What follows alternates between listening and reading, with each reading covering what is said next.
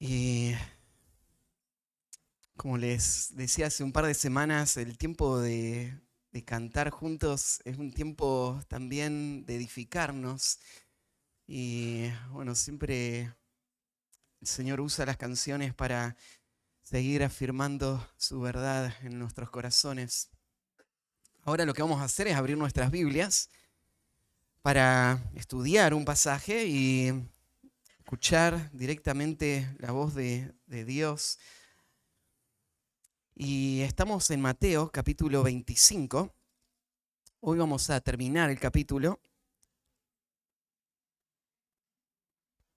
Hace ya varias predicaciones que estamos estudiando toda esta sección y esta sección ha sido tremenda, ha sido de mucha confrontación. El tema central de toda esta sección de capítulos 24 y 25 es la venida de Cristo. Y todo arrancó cuando sus discípulos le preguntaron al Señor qué señales va a haber de su venida y cuándo va a ser, en qué momento. Y Jesús respondió a eso, le dio a los discípulos una serie de señales que iban a suceder justo antes de que comience el reino, antes de la venida del Señor para el inicio del reino. Y después les habló del tiempo y les dijo, nadie sabe cuándo va a ser. Por eso es que tenemos que estar preparados. Y estudiamos algunas parábolas que nos ayudaron a entender qué significa estar preparados para el regreso del Señor.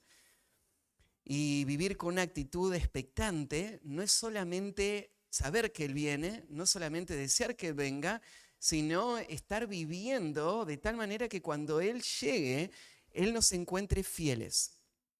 La semana pasada, en la parábola de los talentos, fuimos confrontados con este principio de qué estamos haciendo con todo lo que el Señor nos dio y cómo estamos usándolo para los propósitos de Cristo. Porque de esto se trata, estar preparados, ¿no? Es hacer lo que Él nos encomendó hasta que Él venga y Él nos pida cuenta y entonces podamos dar cuenta de toda nuestra vida y Él pueda decir, bien, bien, buen siervo y fiel. Hoy vamos a ver el último tema relacionado con la venida de Cristo, y ya no hablando acerca de la inminencia del regreso o estar preparados para el regreso, sino que el Señor va a cerrar toda esta sección hablándonos de un concepto más. Nos va a enfocar la atención en lo que va a pasar inmediatamente ni bien Él llegue. Y si vos ya leíste el pasaje todas las semanas, vos ya sabés de qué voy a predicar el domingo. Así que si te anticipaste y leíste lo que viene, esta es otra historia muy conocida que se conoce como el juicio de las naciones. Ya la palabra juicio es una palabra que no es muy popular en nuestro tiempo. A la gente no le gusta ser juzgada, ¿no? Y pensar en un Dios que les va a juzgar, un Dios que va a mirar todo lo que hicieron y va a castigarles si no hicieron lo que Él les dijo, es una imagen que el mundo rechaza. Porque para personas que quieren vivir su vida sin reglas, personas que quieren servir a sus deseos, que quieren ser como Dios, la imagen de un juicio es lo último que quieren pensar. No quieren pensar en eso. Y por eso no les va a gustar que nadie se los diga, ¿no? Que nadie les diga, mira, lo que vos estás haciendo está mal y este camino te lleva a la condenación. Nadie quisiera escuchar a otro que le confronte de esta manera. Y eso nos pone a nosotros en una situación difícil. ¿Qué hacemos como creyentes? ¿Deberíamos hablar sobre el juicio de Dios o no? O sea, si hablamos del juicio, la gente se va a ofender, la gente no nos va a querer escuchar, no va a querer venir, no va a querer que hagamos una influencia en sus vidas porque les incomoda eso. Y sí, a veces a nosotros también nos incomoda. No quisiéramos poner esa presión y esa tensión. Pero ¿por qué el creyente sí tiene que hablar acerca del juicio de Dios? Es porque es verdad. Y no hay nada más amoroso que podamos hacer que decirle la verdad con la motivación correcta, no para herir a la persona, sino para que la persona pueda entender que ese mismo Dios que les va a juzgar es un Dios que le ama y que dio a su Hijo para salvarle y que no se pierda, sino que tenga vida eterna. Y nadie va a poder apreciar la gracia de la salvación hasta que no vea lo desesperante de su condición. Y por eso el juicio es ese testimonio de que estamos en peligro y que necesitamos de un Salvador. Hoy no se habla mucho de juicio. En muchas iglesias el mensaje que se elige es uno más alentador, es un mensaje que tal vez va a atraer más a las personas. Pero en un mundo donde no se habla mucho de juicio, esta mañana vamos a hablar acerca del juicio, el juicio de Dios. Y de nuevo lo vamos a hacer porque está en la Biblia, lo vamos a hacer porque es verdad, pero lo vamos a hacer también porque esto es lo que más necesita escuchar un mundo que está engañado, un mundo que está siendo arrastrado por un enemigo astuto y que está guiándoles con sus propios engaños de seducción. El tema que vamos a estudiar va a poner nuestra atención en un juicio futuro muy específico. El hecho de que Dios va a juzgar a todos es un tema que está en toda la Biblia. Y cada persona de todos los tiempos un día va a enfrentar al Señor y va a rendir cuenta. No todos en el mismo momento. Sé que hay muchas personas que no van a estar de acuerdo conmigo en esto que les estoy explicando. Hay personas que creen que hay un solo día del juicio final en donde todas las personas van a rendir cuenta simultáneamente. Todos los creyentes y no creyentes, todos los de todas las épocas. Ahora, creo que la Biblia no enseña esto. Yo veo suficiente evidencia para reconocer que la Biblia habla de al menos 3 juicios distintos. Hay un juicio que la Biblia habla para el creyente que lo llama el tribunal de Cristo. Y el tribunal de Cristo va a suceder inmediatamente después al rapto de la iglesia, en donde todos los que murieron en Cristo van a ser evaluados. Y lo que va a ser evaluado es todo lo que hicieron mientras estaban en el cuerpo, sea bueno o sea malo, con la mira de recompensar por todas esas obras que sí fueron aprobadas por el Señor. Entonces, el tribunal de Cristo es solo para creyentes. Y en ese tribunal no se va a definir la condenación o no, porque nadie que esté en ese tribunal va a ser condenado. Todos son salvos, solamente que se va a evaluar el fruto de su vida. Y va a entrar como por fuego o va a tener recompensa. Hay un segundo juicio, que es el que vamos a estudiar hoy, que es el juicio que Cristo va a llevar a cabo ni bien Él llegue en su segunda venida. Y en este juicio Él va a convocar a toda la humanidad, a todos los sobrevivientes del mundo, después de la tribulación, para exponer los corazones y determinar quiénes van a entrar al reino y quiénes no. Y ahí va a comenzar el reino de 1000 años, al final del cual va a haber una rebelión guiada por Satanás. Y entonces, después que el Señor destruya a sus enemigos, va a haber otro juicio, el juicio del gran trono blanco, en donde todos los que no creyeron en el Evangelio de todos los tiempos van a estar ahí para ser echados al lago de fuego. Entonces, yo no creo que hay un solo juicio. Yo creo que el juicio del que vamos a hablar ahora es un juicio muy específico. Es el juicio que va a suceder ni bien el Señor vuelva acá a la tierra y tiene que, como objetivo, determinar quiénes van a entrar al reino. Entonces, si vos sos parte del pueblo de Dios hoy, vos no vas a estar en este juicio. Vos vas a ser arrebatado o vas a morir y resucitar y vas a estar en el tribunal de Cristo. Pero aunque vos como hijo de Dios no vas a estar en este juicio, los principios que vamos a aprender en cuanto a la responsabilidad que todos tenemos para con Cristo, es verdad en todas las épocas. Es verdad que este juicio es uno particular, pero lo que se dice de este juicio tiene implicancias para todas las personas de todos los tiempos. Cristo es rey y Él va a juzgar a todos. Y Él es el que distingue quiénes son y quiénes no son parte de su reino. Y en este juicio lo vamos a ver ahí reflejado. Entonces, el tema que vamos a estudiar le titulé simplemente el juicio de las naciones. El juicio de las naciones.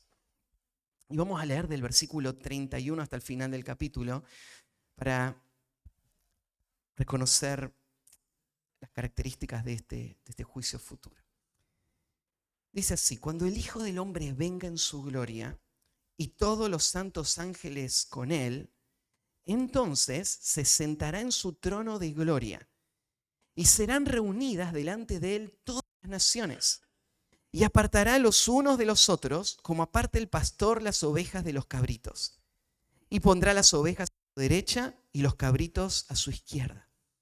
Entonces el rey dirá a los de su derecha: venid, benditos de mi Padre, heredad del reino preparado para vosotros desde la fundación del mundo. Porque tuve hambre y me diste de comer, tuve sed y me diste de beber.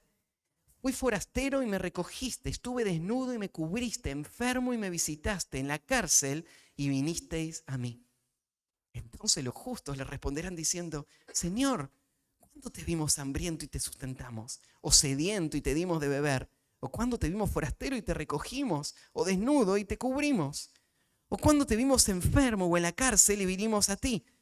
Respondiendo el rey les dirá: de cierto os digo que en cuanto lo hiciste a uno de estos mis hermanos más pequeños, a mí lo hiciste. Entonces dirá también a los de la izquierda: apartaos de mí, malditos, al fuego eterno preparado para el diablo y sus ángeles. Porque tuve hambre y no me diste de comer, tuve sed y no me diste de beber.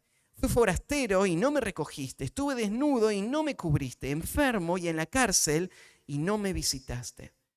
Entonces también ellos le responderán diciendo: Señor, ¿cuándo te vimos hambriento, sediento, forastero, desnudo, enfermo o en la cárcel y no te servimos? Entonces le responderá diciendo: de cierto os digo que en cuanto no lo hiciste a uno de estos más pequeños, tampoco a mí lo hiciste. E irán estos al castigo eterno y los justos a la vida eterna. Cristo como juez separando dos tipos de personas que van a ir a destinos totalmente distintos. En primer lugar, Jesús nos describe la gloria del juez. La gloria del juez. Comenzando en el versículo 31. Cuando el Hijo del Hombre venga en su gloria y todos los santos ángeles con él, entonces se sentará en su trono de gloria. Fíjate que esto es muy específico, ¿no? Está hablando de un día futuro. Jesús viene siguiendo una secuencia, las señales que ya vimos, la abominación desoladora, la intensificación de los juicios, vimos el tiempo que nadie conoce, pero de repente llegó. Y si no estabas preparado, no hay tiempo de prepararte, ¿no? Y ya explicamos, es ahora que nos tenemos que preparar. Y ahora el Señor dice: cuando el Hijo del Hombre venga. Él está hablando de un juicio que va a suceder entonces en ese contexto, inmediatamente después a la llegada de Cristo. Cuando el Hijo del Hombre venga en su gloria. Jesús vino en su primera venida en un estado de humillación. Nació en un pesebre. Y según nos dice Isaías, sin atractivo para que lo deseáramos. No había nada especial en él, un niño más. Él creció como una persona común, trabajando en la carpintería. Él caminó a las orillas del mar de Galilea y predicó como un maestro lo hubiese hecho en ese tiempo. Y las personas lo menospreciaron. La gente en su propia ciudad le dijo, ¿no es este el hijo del carpintero? ¿Quién es? La gente lo rechazó. Las personas lo blasfemaron contra él, lo difamaron. En los últimos momentos de su vida le escupieron en el rostro, le golpearon, lo torturaron, lo desnudaron, lo clavaron en una cruz. Y aún clavado en esa cruz, la gente pasaba por ahí burlándose de él. Tú que derribas el templo, lo construyes en 3 días, si puedes hacer eso, entonces sálvate a ti mismo y vamos a creer en ti. Esa fue la forma en la que el mundo vio a Cristo en la primera venida. Pero lo que estás viendo acá es esto. Cuando Jesús vuelva, en su venida, Él ya no va a estar en un estado de debilidad. Él va a estar, lo llama ahí, en su gloria. La gloria que le pertenece a Él. La gloria que fue velada temporalmente por un cuerpo de humillación natural, pero que en este momento el mundo va a ver sin filtros. Si uno quiere saber cómo es Jesús en su gloria real, tal vez podrías pensar en Apocalipsis capítulo 1, cuando Juan ve a Cristo y cuando lo ve cae como muerto delante de él. Se desborona porque no se puede mantener frente a la gloria de Cristo. Su voz como el estruendo de muchas aguas. De su boca una espada aguda que sale, sus pies como bronce bruñido. Toda esa descripción es un intento de mostrarnos cómo es el Cristo glorioso. Esa es la forma en la que Cristo está volviendo. Ya no para ser menospreciado, sino que ahora para ser admirado por todas las naciones. La palabra que aparece ahí, gloria, es una palabra que también aparece en otros pasajes para referirse a la Shekinah, a la luz que estaba suspendida sobre el arca del pacto, donde estaba la presencia de Dios. Entonces Cristo llega rodeado de esa luz, rodeado de esa gloria. Esta es la forma en la que comienza. Cuando el Hijo del Hombre venga en su gloria, y por si todavía falta algo de grandeza y poder a toda esta escena, y todos los santos ángeles con él. O sea, este juez glorioso no solamente es glorioso por sus propias características, él es glorioso también por todo el contexto que le rodea. Acá habla de los santos ángeles, todos los seres espirituales que hoy adoran en el cielo al Señor.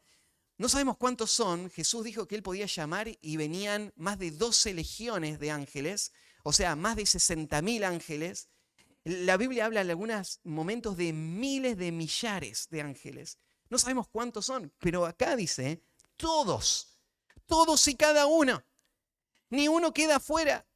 Todos los ángeles creados, excepto los demonios que se rebelaron, todos ellos ahora son parte de la procesión. Y Cristo aparece en su gloria con todos los santos ángeles. Hoy personas no piensan así de Cristo, ¿no?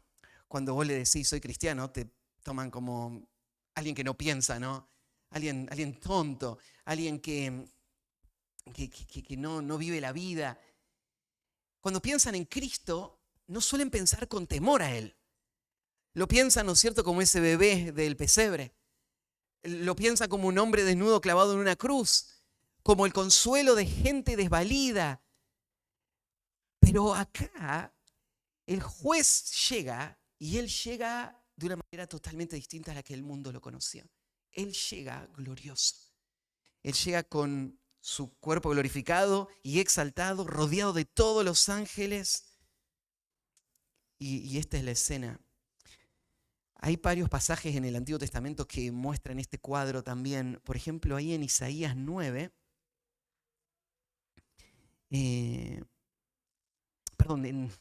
se me mezcló acá la cita, estaba mal la cita. En Daniel capítulo 7, versículo 13, dice así: miraba yo en la visión de la noche y aquí con las nubes del cielo venía uno como un hijo de hombre, que vino hasta el anciano de días y le hicieron acercarse delante de él. Y le fue dado dominio, gloria y reino para que todos los pueblos y naciones y lenguas le sirvieran. Su dominio es dominio eterno que nunca pasará y su reino uno que no será destruido. Agrega, después de mencionar a todos los ángeles, esta próxima frase: entonces se sentará en su trono de gloria. Y ahí el Señor está haciendo referencia a este pasaje de Daniel que acabo de leer, esta imagen de Cristo tomando su lugar legítimo como el descendiente de David que va a reinar sobre todos los pueblos. Nota este detalle, lo llama su trono, porque este trono le fue prometido al Mesías. Este es el trono de David, que está en Jerusalén. Y lo llama su trono de gloria, porque este es el trono que está por sobre todos los demás tronos, desde el cual se va a reinar durante el milenio en este mundo. Y Cristo va entonces a entrar y sentarse ahí. Antes de pasar al próximo punto, entonces quiero que imagines esta escena. Los discípulos están preguntando en cuanto al tiempo, cuándo va a venir el Señor, y el Señor les dio las señales y ellos entienden, no es todavía el tiempo. Y cuando esto pase, esto es lo que va a suceder. Inmediatamente cuando el Señor aparezca, Él va a llegar con toda su gloria. Y Él va a entrar a la ciudad de Jerusalén. Tal vez no vamos a leer los versículos que lo señalan, pero Cristo baja al Monte de los Olivos y entra por la puerta del este, dentro de la ciudad, y Él toma ese lugar en el trono. Ese trono que le fue prometido, ese trono del cual Él es digno, y ahora todos los que sobrevivieron están bajo su dominio. Así que el juicio de las naciones comienza con esta visión de la gloria del juez. Segundo lugar, vamos a ver la congregación de los juzgados. La congregación de los juzgados. Lo que se va a describir ahora es una convocatoria mundial. Dice, y serán reunidas delante de él todas las naciones. Acá no se nos dan los detalles, pero en otros pasajes leemos que son los ángeles los que salen a cosechar el mundo. Son los ángeles los que juntan a todas las personas. Recordemos, en ese momento las personas están con cuerpos físicos todavía, ¿sí? Así que personas tienen que viajar, tienen que usar medios de transporte, y de todos los rincones de la tierra vienen a la sede mundial, que es el trono de gloria que describimos recién en Jerusalén. Ahí menciona a los que vayan a esa convocatoria y dice que son todas las naciones. La palabra naciones acá es una palabra griega que es muy común en el Nuevo Testamento, que es la palabra etnias. Todas las etnias del mundo. En ese tiempo no estaba el concepto de nación como hoy, entonces no existía la nación argentina, por ejemplo, pero sí estaban los grupos étnicos, que siguen estando hasta el día de hoy. Entonces, de todo el mundo, todos los grupos étnicos son los que se van a congregar para esto. Notá, entonces, que esta no es una convocatoria de todas las personas de todos los tiempos. Yo les mencioné que no creo que este es el juicio final, y esta es una de las razones. ¿Quiénes son los convocados para este juicio? Son todas las naciones. La palabra etne, que aparece acá, por ejemplo, no es una palabra que se usa para referirse al pueblo de Israel. Lo que se hace siempre es mostrar un contraste entre Israel y los gentiles, y se usa esta misma palabra, ¿no? La palabra etnias.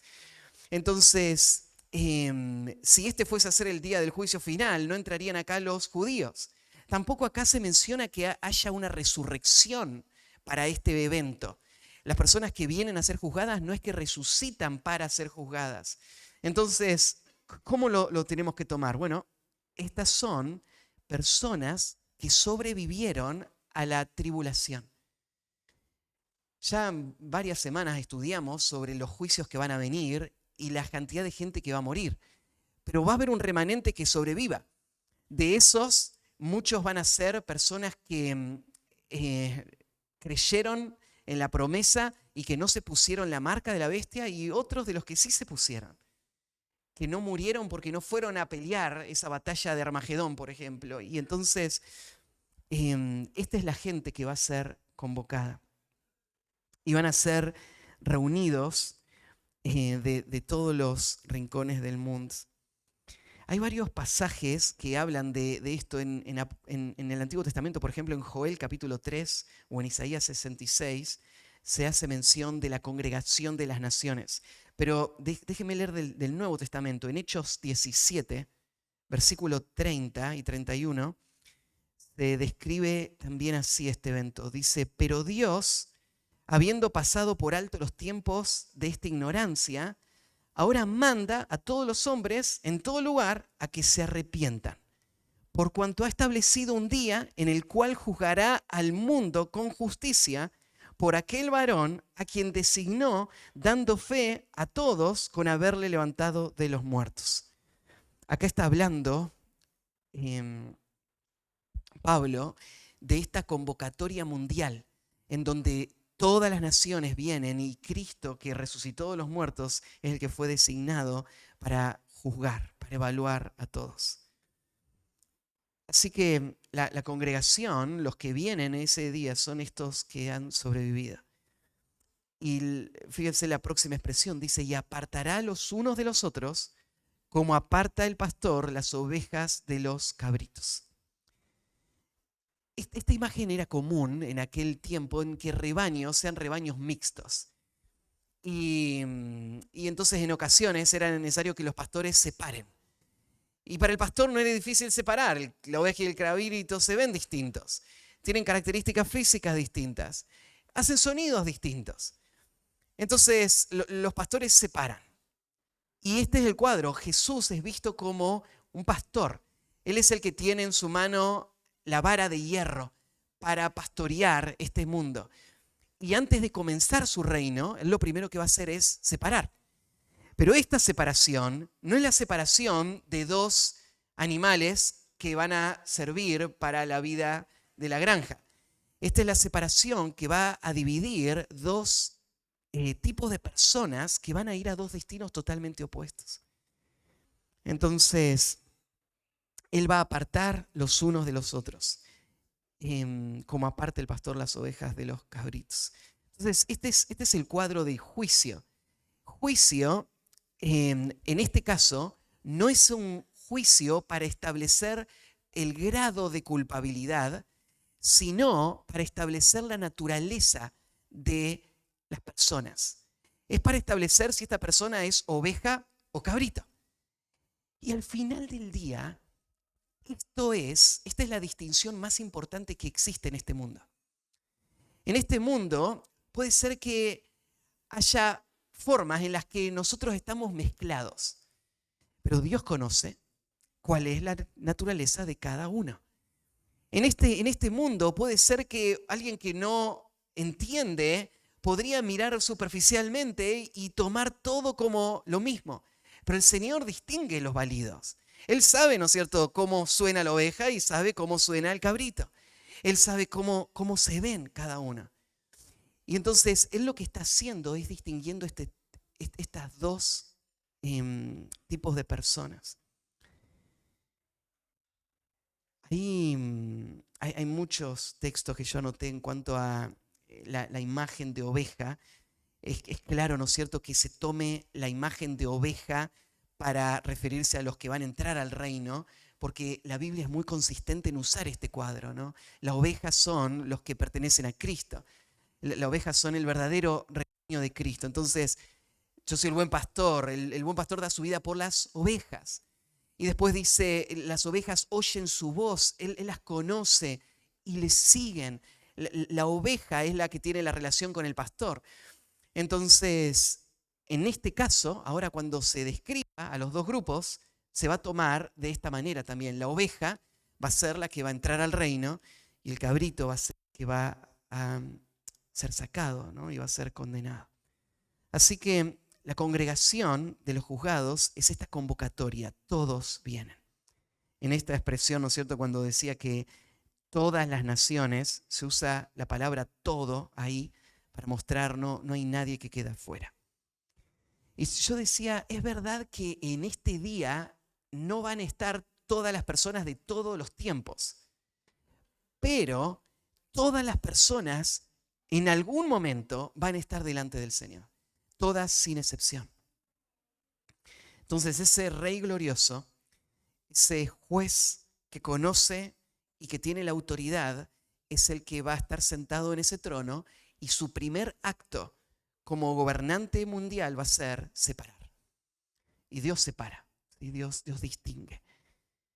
Tercer lugar, el juicio de las naciones, vamos a ver la base para el juicio. Esta próxima sección es la más larga y es la que nos trae bastante confusión muchas veces. Porque recién leí el pasaje y vos te diste cuenta de que cuando Jesús decida quién va a entrar al reino y quién no entra al reino, Él va a mencionar las obras de las personas. Y esto ha traído mucha confusión, ¿no? Porque algunos toman este pasaje para decir, ¿ves? ¿Quiénes son los que van a entrar al reino? Son los que amaron, sirvieron y cuidaron de otros. O sea que el reino depende de que vos muestres amor. Si vos no mostrás amor, no vas a entrar al reino. Y hay muchos en nuestro mundo que creen que la salvación es el resultado de nuestro mérito. Yo voy a ser aceptado por Dios porque Él mira mi vida y ve que hice suficiente. Como una balanza, ¿no? Donde Él pone todas las cosas buenas y Él dice, sí, aprobaste. Entonces, para toda la gente, este es un versículo que les viene genial, ¿no? Porque dice, mira, este versículo muestra que los que entran al reino son los que hicieron las cosas bien.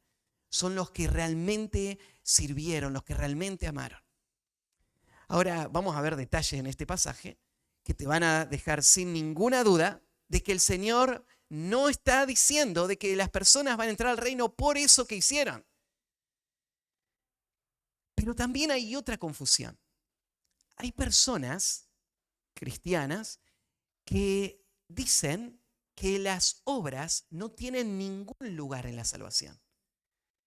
Hay personas que dicen que alguien puede ser salvo sin nunca haber tenido ninguna intención de obedecer a Cristo, sin que su vida haya mostrado ninguna señal de amor sincero. Una persona puede ir al cielo simplemente porque repite una oración y ahora fue perdonada. Y pase lo que pase, ya eso no va a perderlo. Entonces, nadie le podría cuestionar, aunque esta persona no tenga ninguna intención de vivir para otros o servir a otros o vivir para Cristo. Y eso también es un error. Porque si bien nadie es salvo por sus obras, nadie va a ser salvo sin las obras. Las obras no son el requisito para la salvación, pero son la evidencia inevitable de la salvación. Por eso en el día del juicio van a ser juzgadas estas personas por sus obras. No porque las obras les salvan o no, sino porque las obras son la evidencia irrefutable de si son cabras o ovejas. Las obras son las que lo muestran. Y esto es lo que el Señor va a hacer. Va a juzgar las obras de las personas.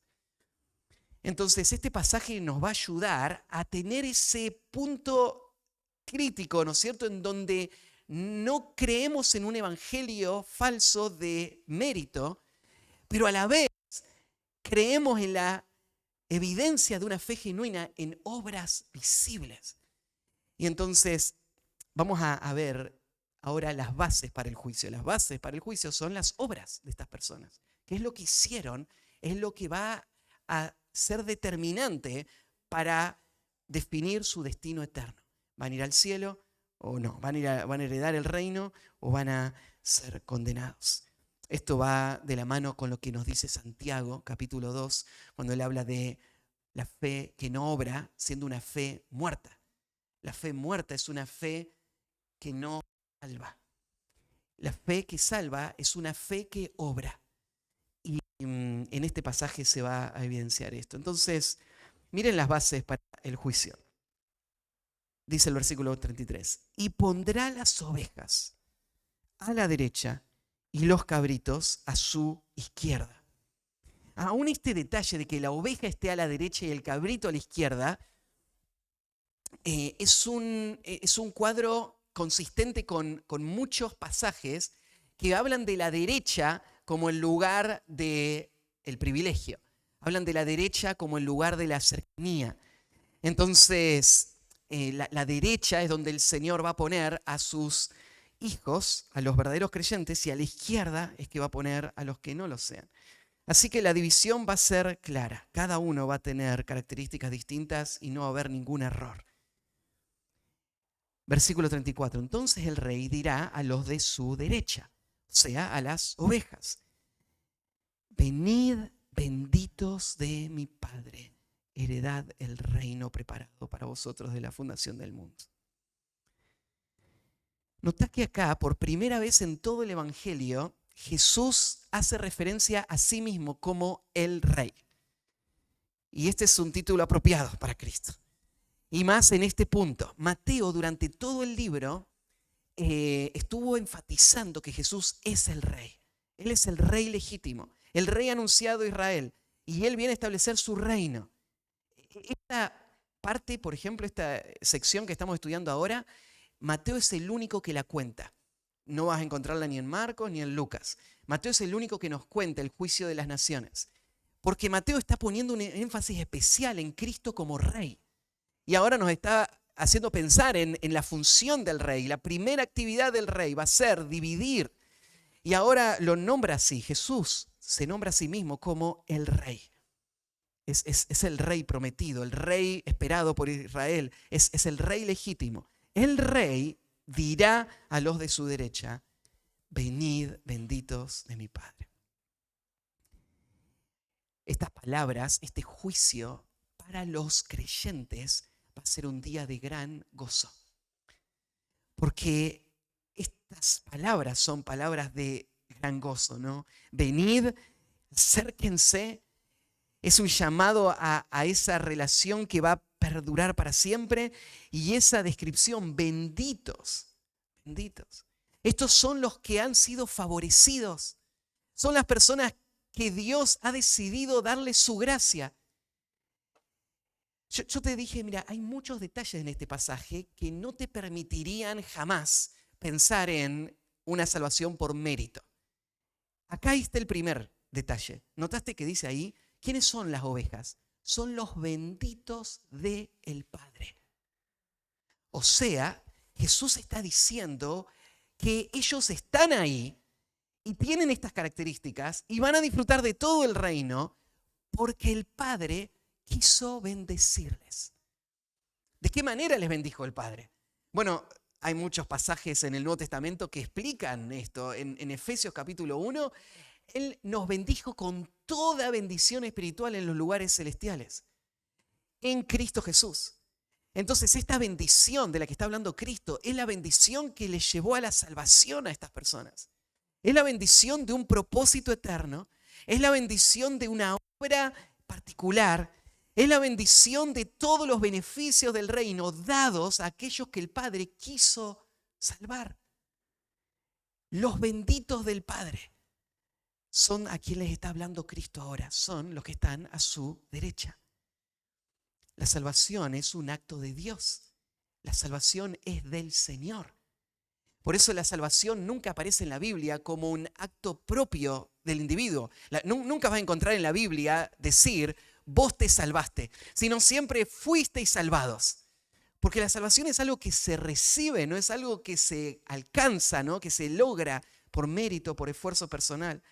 Entonces acá Cristo arranca con esta expresión. Venid, benditos de mi Padre. Heredad el reino. Heredar, de nuevo, es otra palabra. Una herencia. ¿Qué es? Vos trabajaste 30 años juntando peso por peso, ¿no es cierto? Y cuando terminaste de ahorrar y de construir tu casita decís, qué buena herencia que tuve. No, qué herencia. Yo me la gané a esta, ¿no es cierto? Nadie me dio nada. Yo trabajé por toda esta casita. Herencia es otra cosa. Herencia es cuando tu papá fue el que trabajó, ¿no? Construyó la casita y ahora que ya no está, él dice, quiero que sea tuya. Y vos de repente recibís algo por lo que no trabajaste, no hiciste esa casa, ¿no? Y la recibís como una herencia. Y de nuevo acá llama al reino eterno una herencia. El reino eterno no es un pago, es una herencia.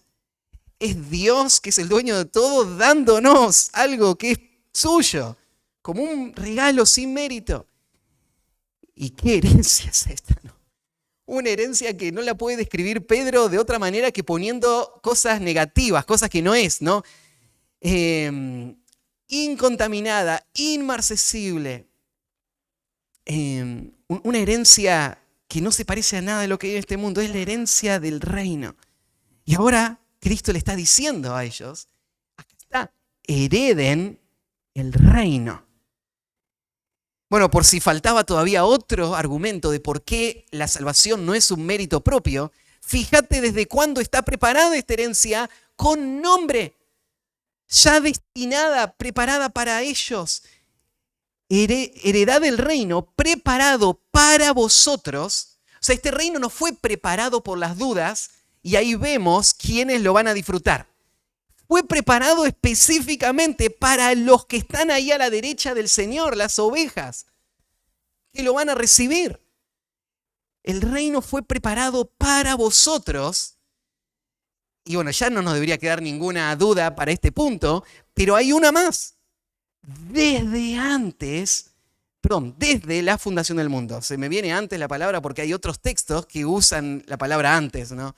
Pero acá desde la fundación del mundo. O sea, lo que está diciendo Jesús es este. El día que el mundo comenzó, que empezó la historia, el tiempo, el espacio, que Dios puso el fundamento de toda la tierra y todas las cosas que Él iba a hacer acá, ese día el reino ya estaba preparado, anticipando a este grupo que iba a estar ahí a la derecha del Señor en ese momento y que iban a heredarlo. Esto lo que nos habla es de la soberanía de Dios en la salvación. Ahora, yo sé que esta doctrina para muchos es una doctrina horrible. Es una doctrina, ¿no es cierto? Algunos la tratan como satánica. Hablar de la elección, ¿no?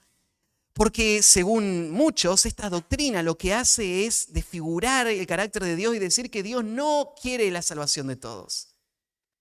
Pero esto es algo absurdo porque la Biblia claramente muestra la bondad de Dios, la gracia que se manifiesta para con todos. Nadie puede acusar a Dios de ser un Dios que hace acepción de persona, un Dios que no muestra amor, un Dios que es injusto. Nadie puede acusar a Dios de eso. Pero esta doctrina, para los que la entienden y la reconocen como una doctrina bíblica, se vuelve en un tesoro. Es algo que lo es desparramado por muchos lugares en la Biblia porque es una fuente de consuelo, es una fuente de seguridad. Porque cuando vos pensás que tu vida no está en tus manos, sino en las manos de un Dios soberano, que obró todo lo que hoy estás viviendo para que vos disfrutes de su gracia, no podés dejar de emocionarte. Hoy cantamos, la última canción que estábamos cantando nos hacía pensar en cómo estábamos cegados, sin buscar a Dios. Pero de repente el Espíritu obró y su palabra la entendí. Y el Señor trajo luz y Él me rescató de una manera que hubiese sido imposible humanamente. Y esa es nuestra esperanza. Dios puede salvar a cualquiera. El Evangelio es poderoso para transformar los corazones y también me quita toda gloria personal. Dios salvó a pecadores y me hace estar tranquilo y seguro en las manos del Señor. Ahí en nuestra casa, en el living, hay un cuadrito con el pasaje de Lucas 12:32 que dice: no temáis, manada pequeña, porque a vuestro Padre le ha placido daros el reino. No sabes el consuelo que es esa verdad. Sin importar lo que pase. Como una manada pequeña en un campo abierto, donde podría haber muchísimos peligros y depredadores, vos estás tranquilo, pastando, tomando agua. Porque a Dios le plació darnos el reino. No hay amenazas, no hay peligro, no hay posibilidad de fracaso. El Señor no va a fracasar, me va a llevar hasta el final. Al Señor le plació darnos el reino.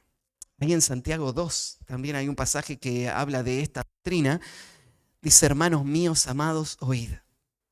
¿No ha elegido Dios a los pobres de este mundo para que sean ricos en fe y herederos del reino que ha prometido a los que le aman? ¿Sabes por qué me alegro de que Dios haya salvado de esta manera?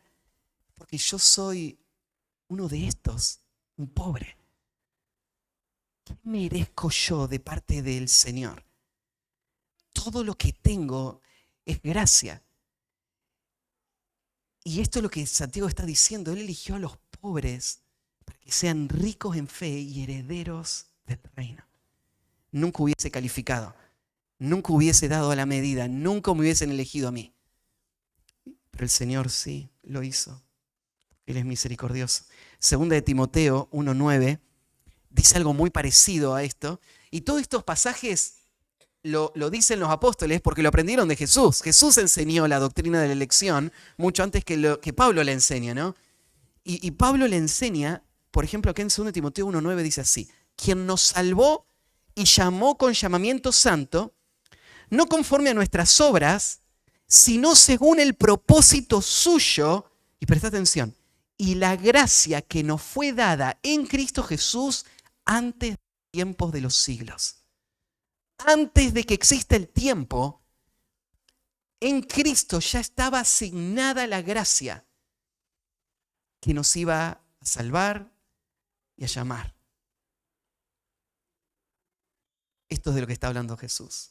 Cuando el mundo empezó, el reino estaba preparado para ustedes desde el comienzo.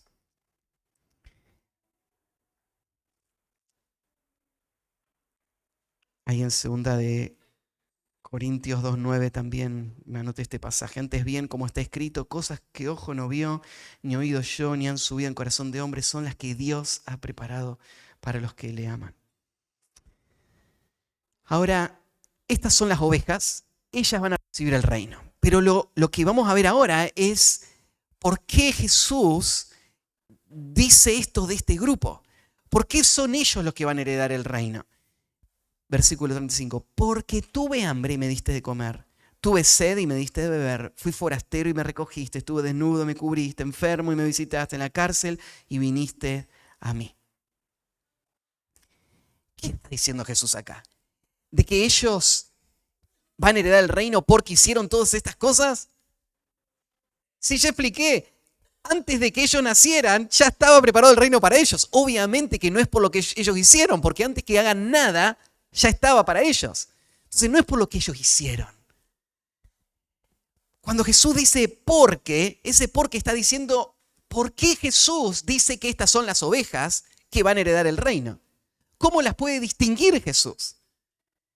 Obviamente Él es Dios y Él conoce todos los corazones, pero la evidencia está a la vista de todos. Él lo puede decir por lo que estas ovejas hicieron. Lo que ellas hicieron evidencia que son aquellos para los cuales el reino se preparó. Entonces esto es más bien la evidencia de la identidad y no lo que les gana el reino a ellos. Si miras esta lista de evidencias, la lista es sumamente práctica. Muy puntual, muy detallada, no te deja, ¿no es cierto?, quedar en cosas muy generales o ambiguas, sino es muy específicas. Y la evidencia práctica tiene que ver con el cuidado práctico que ellos tuvieron del pueblo de Dios. La expresión, ¿no es cierto?, toda esta lista que aparece acá muestra una lista de necesidades: hambre, sed, forastero, desnudo, enfermo. Y como contraste, ¿qué hicieron ellos frente a esa necesidad? Dar de comer, dar de beber. buscarlos, cubrirlos, visitarlos. Todas estas cosas prácticas son las cosas que distinguen al verdadero pueblo de Dios. Ahora, quiero darte la interpretación directa y después las implicancias, porque la implicación directa es esta. Durante el tiempo de la tribulación, va a haber personas que están creyendo en la venida inminente de Cristo, que van a mostrar su piedad porque van a proteger al pueblo de Israel, a los judíos, que durante ese tiempo van a estar siendo perseguidos como nunca antes en la historia. Y estas cosas que estas personas hicieron muestra que ellos son verdaderas ovejas. Porque cuando más difícil era amar, cuanto más difícil era servir y cuidar de estas personas, ellos pusieron en riesgo sus propias vidas para mostrar amor práctico en las cosas que ellos necesitaban. Ahora, eso es verdad para la gente del futuro y es verdad también para el pueblo de Dios hoy. ¿Cómo se distingue a una oveja de un cabrito hoy? Bueno, Juan, en Primera de Juan, usó esta misma vara para medir a las personas. Ahí en Primera de Juan, capítulo 3, versículo 10, él dice, en esto se manifiestan los hijos de Dios y los hijos del diablo. Todo aquel que no hace justicia y no ama a su hermano, no es de Dios. Esta es la vara que usa Juan. Dice, si hay alguien que no ama a su hermano, ya sabemos, es cabrito, no es oveja. ¿Sí? Se puede distinguir fácilmente. Ahora alguien podría excusarse fácilmente y decir, yo amo a todos mis hermanos. Por eso Juan después va a explicar cómo se ve el amor práctico. Y él habla de cosas muy simples. Si alguno ve a su hermano tener necesidad y cierra contra él su corazón, ¿cómo mora el amor de Dios en él? Juan está diciendo, la persona que ve a su hermano, tiene la necesidad y no hace nada para suplirla, es una persona que no puede demostrar que el amor de Dios está en él. Porque el amor le va a llevar inevitablemente a hacer algo práctico. Y no es solamente a decirle algo de ánimo, sino a hacer con mis manos, es darle de comer, ¿no es cierto? Es lo más práctico que podríamos imaginar. Entonces, esto que está diciendo Jesús acá no es solamente para el tiempo de la tribulación. Esto es algo para nuestro tiempo también. Las obras son las que evidencian mi verdadera naturaleza. Y acá hay una obra muy específica. Mi amor práctico por mis hermanos o mi amor práctico por el pueblo de Dios es la señal que indica si soy de Cristo o no. ¿Sí? Ahora, si vos seguís, acá noté también ahí Primera de Tesalonicenses 4, 9 al 10, porque tengo que aclarar esto. Aún creyentes verdaderos tienen que seguir creciendo en el amor. Yo creo que mientras estamos pensando en esto, si yo cumplo con toda esta lista, pensá en tu propia vida hoy. Tomemos la lista que Jesús puso acá. Al que tiene hambre le diste de comer, que tiene sed le diste de beber, al que vino de viaje y necesita un lugar donde hospedarlo, lo recibí. Si no tiene ropa, le vestí. Estaban enfermos, los fui a visitar. Estaban en la cárcel y fui a visitarlos. Tomá esta lista y pensá por un momento si vos cumplís con estos requisitos. Si hoy el Señor llegara y Él separaría ovejas de cabritos y Él diga así, del lado derecho van a ir todos los que hacen estas cosas de manera regular. Del lado izquierdo, todos los que no las hacen. Y todos los que no las hacen van a ir al infierno. Todas las que sí las hacen van a ir al cielo. La pregunta es, ¿de qué lado estarías vos ahora, si el Señor vendría? Ahora, estoy seguro que si vos pensás en esta lista, hay muchas de estas cosas que te traen convicción y decir, yo vi una situación y no hice nada. Y ahí es donde entra Primera Tesalonicenses 4, 9, donde Pablo le dice a la iglesia de Tesalónica, una iglesia que verdaderamente era amorosa, pero les dice que abunden más y más en ese amor. El amor práctico es algo en lo que tenemos que seguir creciendo.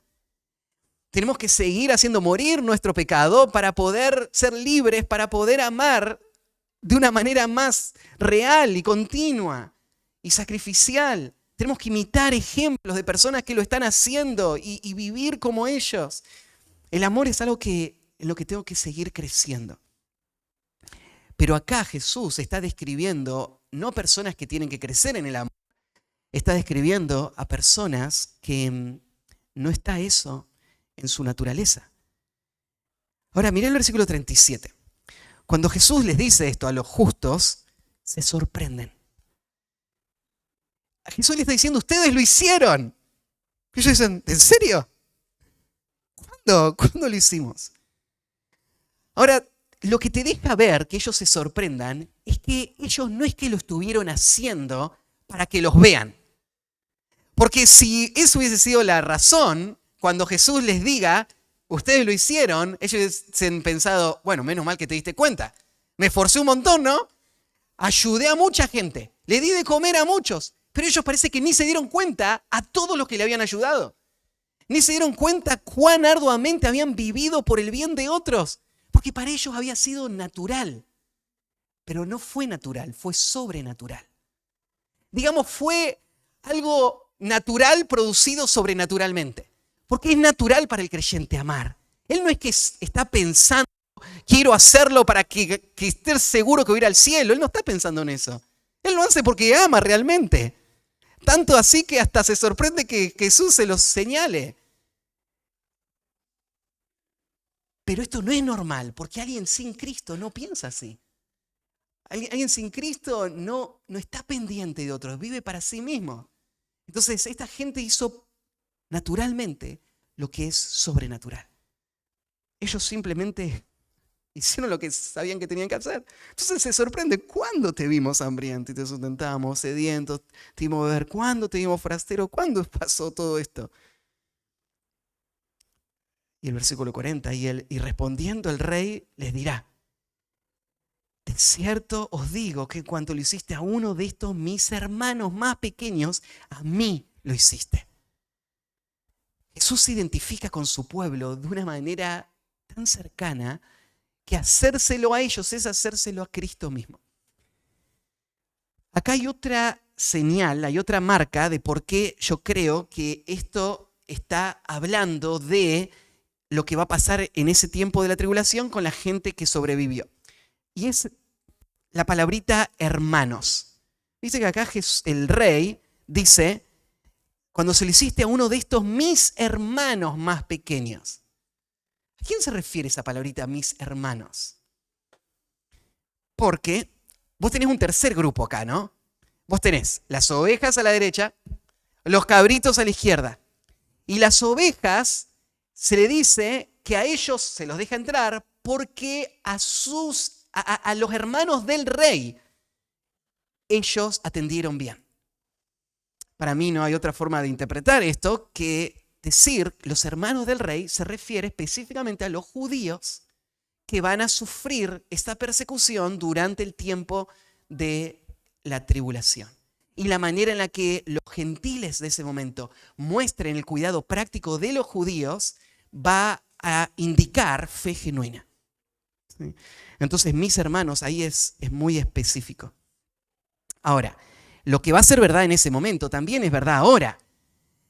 Es verdad que Cristo se identifica con su pueblo de manera íntima.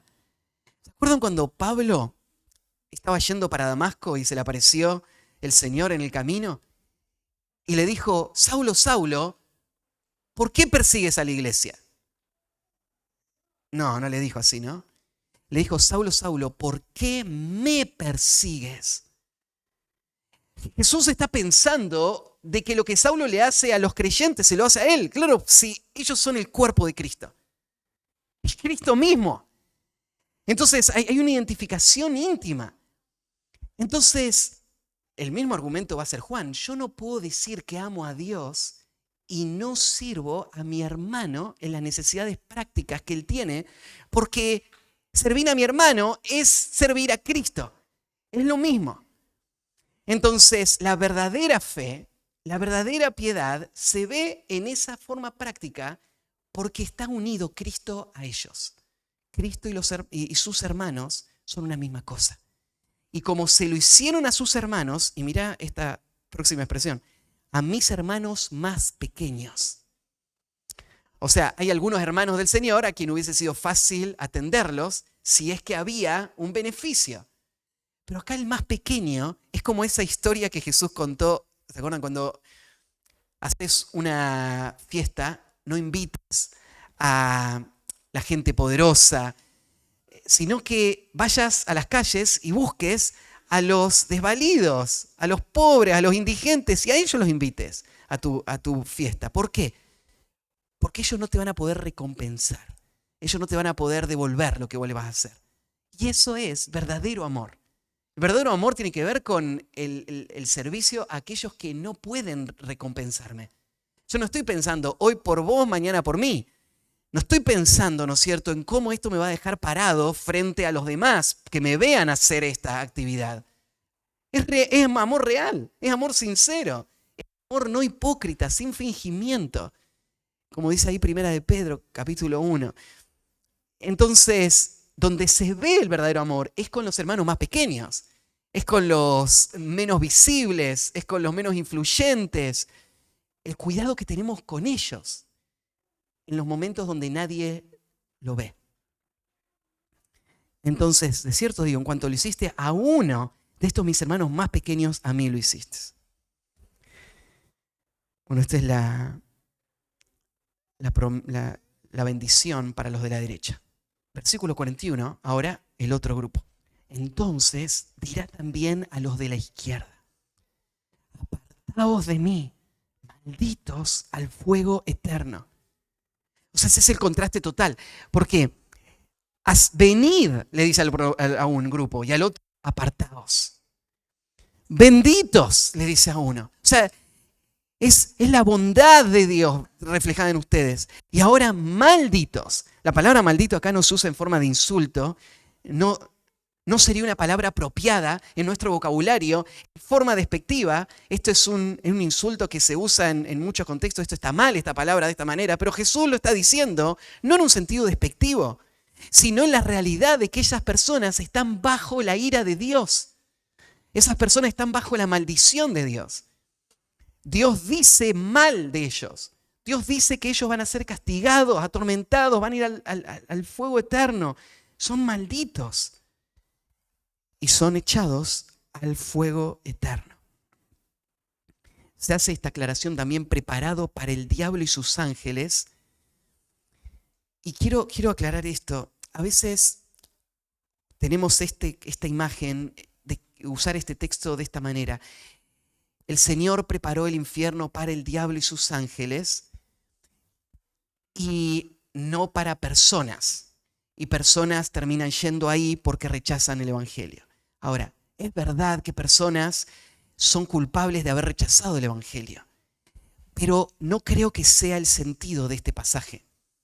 No creo que este pasaje esté diciendo, esté sacando de la ecuación que el mismo Dios que pensó en el bien, este Dios es un Dios soberano que aún anticipaba la realidad de la condenación de las personas que iban a rechazar el Evangelio. Entonces ese lugar de tormento eterno es un lugar en donde personas iban a ir desde el comienzo de la historia. Creo que la forma en la que lo está diciendo el Señor es para sumar aún más gravedad al tormento que viene. Cuando dice el tormento va a ser fuego eterno que está preparado para el diablo y sus ángeles, está diciendo esta va a ser la compañía que van a tener en ese lugar de tormento. El diablo y sus demonios van a estar ahí, y junto con el diablo y sus demonios, las cabras, todos los que estén en ese lado izquierdo, todos van a ir al mismo lugar. Versículo 42 va a dar las razones por qué estas personas se van a ir a ese lugar. Y es porque tuve hambre y no me diste de comer. Tuve sed y no me diste de beber. En la cárcel y no me visitaste. Nosotros tenemos una perspectiva muy distorsionada de la gravedad del pecado. Nosotros pensamos que al tormento eterno tienen que ir los asesinos seriales. Tendrían que ir las personas que cometieron los hechos más aberrantes. Esos son los culpables. Ellos tienen que ir al tormento eterno. Ellos tienen que pagar. Los violadores. Podríamos poner una lista, ¿no es cierto? Ahí esto es lo que nos da rechazo y bronca. Esto es lo peor que una persona puede hacer. Bueno, ahí van a ir. Pero acá, este pasaje está diciendo que personas van a ir por no darle de comer a una persona que tenía hambre. Este pecado se conoce en la teología como pecados de omisión. Ustedes saben, están los pecados de comisión, que son los pecados que yo hago algo mal, y están los pecados de omisión, o sea, que Dios me dice que haga algo y yo fallé en hacerlo. O sea, yo no hice nada mal, pero no hice lo que estaba bien y que era requerido, y eso también es pecado. Ahora, nosotros pensamos que los pecados graves son los pecados de comisión, son los pecados que hacemos cosas malas. Pero pensar que una persona vaya eternamente al infierno porque no hizo algo tan pequeño como darle de comer a alguien que tenía hambre. Eso nos tiene que chocar. ¿Cómo es posible, Jesús? Y te quiero recordar esto. Jesús no está diciendo que estas personas van a ir al infierno por haber fallado en esa acción. Él está diciendo de que la naturaleza de estas personas, una naturaleza no regenerada, no salvada, se evidencia ese día que no lo hicieron. Ese acto de no suplir esa necesidad es la evidencia que le condena eternamente. Fíjate el estándar que Dios pone.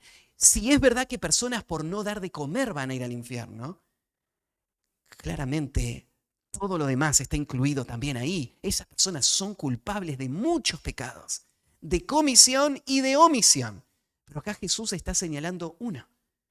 Él va a dividir en el día futuro ovejas de cabritos por la manera en la que yo respondí frente a la necesidad. Los de la izquierda entonces, versículo 44, también se van a sorprender. Porque así como los justos habían servido por amor desinteresadamente, estos impíos se habían convencido a sí mismos de una justicia falsa, hipócrita, superficial. Y ahora están siendo desenmascarados y se muestran totalmente confundidos. ¿Cuándo te vimos hambriento y sediento y forastero? Señor, si te hubiese visto a vos sediento, seguro que te daba de comer, de tomar. Si te hubiese visto a vos hambriento, no se me hubiese pasado ni una ocasión.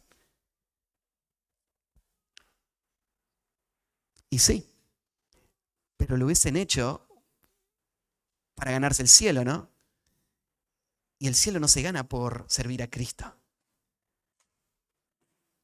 Estas personas que no sirvieron a los más pequeños, ahora Jesús le va a decir, son las que evidencian no tener parte. Ahora con el rey, ¿cuándo te vimos? Entonces le responderá diciendo, de cierto os digo, que cuanto no lo hiciste a uno de estos más pequeños, tampoco a mí lo hiciste. E irán estos al castigo eterno y los justos a la vida eterna. La construcción de estas frases es un paralelo exacto en donde está mostrando ese contraste entre vida y castigo, poniéndole a los dos el mismo adjetivo, eterno. Esto es el destino eterno, ya no hay vuelta atrás, ya no hay segundas oportunidades. Entonces, muchos pasajes hablan de este destino eterno, tal vez para leer uno Ahí en el libro de Apocalipsis 21:8 dice así: pero los cobardes, incrédulos, los abominables y homicidas, los fornicarios y hechiceros, los idólatras y todos los mentirosos tendrán su parte en el lago que arde con fuego y azufre, que es la muerte segunda. Bueno, vos lees esa lista y te parece, bueno, merecen, mirá toda esa lista que tenés ahí. Abominables, homicidas, fornicarios, hechiceros, idólatras, mentirosos. Y agreguemos uno más, que no hace nada por su hermano. Él también va a estar en el lago de fuego por toda la eternidad.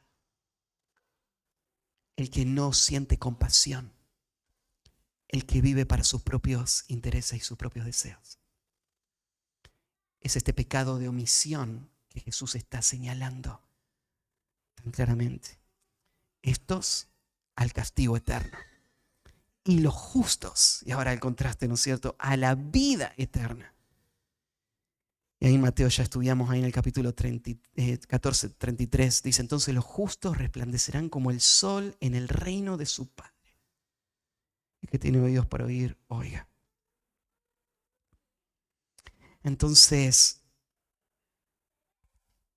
creo que podemos cerrar toda esta sección donde Jesús está hablando de ese evento, del juicio de las naciones, llevándonos a pensar que el Señor va a juzgar, que esta sensación de no querer que nos evalúen y no querer rendir cuenta y pensar en que el juicio de Dios es una doctrina demasiado severa, hoy nos confrontó con la realidad.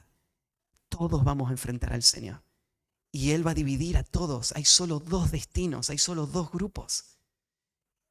Y hoy es el día para prepararse. Pero de forma implícita, dentro de esta historia, está también este factor que distingue a la oveja del cabrito. Y tiene que ver con el amor práctico. Y no podemos irnos de esta mañana sin evaluar dónde estamos. Si el Señor fuese a juzgar tu vida en base a este hecho, ¿de qué manera, de forma consistente, estás mostrando un interés real por el pueblo de Dios? ¿Saldrías aprobado o desaprobado? El Señor dice: el que no ama a su hermano no es de Dios. Y en el día de este juicio, este va a ser el factor determinante. Y cada uno de nosotros tiene que examinarse.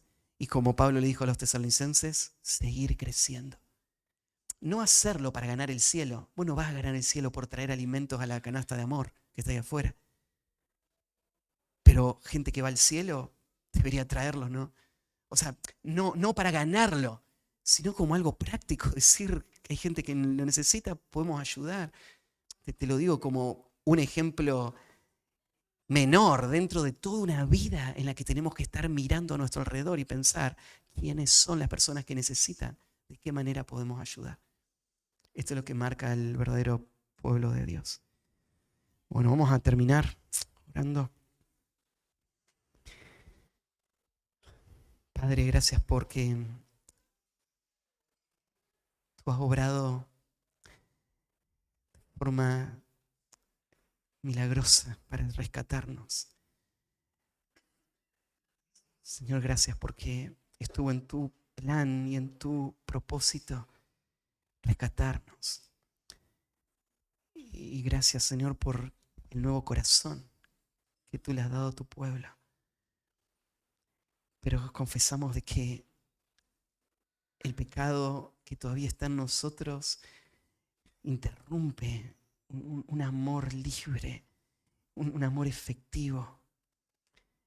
Ayúdanos a seguir creciendo en santificación. Permite que ese amor se exprese. Permite que tu iglesia pueda ser conocida por un amor práctico. Señor, no dejes que nos endurezcamos confiados en una doctrina sana, pero endurecidos en cuanto a una vida que refleje el poder del Evangelio en un amor práctico. Y Señor, todos estamos en ese peligro. Ayúdanos a salir de acá con una actitud de eh, evaluar y meditar, y sigue transformándonos y edifica tu iglesia para que este mundo pueda ser atraído por ese amor. Y te agradezco por la vida de cada uno de mis hermanos. Gracias, Señor, por el fruto de ese amor práctico que nos rodea todo el tiempo. Hay tantas evidencias de ese amor en la vida de mis hermanos, y te doy gracias por eso. Y te pido que sigas moviéndonos más y más en esa dirección. Gracias por este tiempo con tu palabra. En el nombre de Cristo Jesús. Amén.